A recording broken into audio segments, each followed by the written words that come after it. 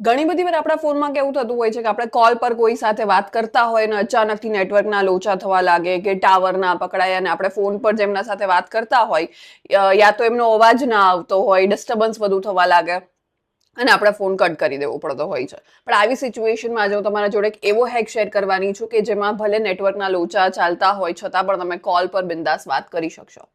હાય, હું છું ડોક્ટર અમીશા. તમારા મોબાઈલના સેટિંગ્સ પર જઈ, મોબાઈલ નેટવર્ક પર જઈ જે સિમ યુઝ કરો છો એ સિલેક્ટ કરી લો.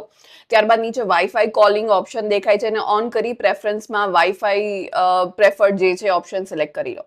હવે ત્યારબાદ શું થશે કે તમારા ઘરમાં વાઈફાઈ હશે ને એટલે તમે ફોન પર વાત કરતા હોય, અચાનકથી નેટવર્કના લોચા થાય, ટાવર ના પકડાય અને ડિસ્ટર્બન્સ થવા લાગે તો એ ડિરેક્ટલી વાઈફાઈ જોડે કનેક્ટ કરીને તમારો કોલ જે છે સ્મૂથલી કન્ટિન્યુ ચાલશે. કોઈ જ વચ્ચે ડિસ્ટર્બન્સ નહીં આવે ને તમે બિંદાસ વાત કરી શકશો તમારા ફોન પર.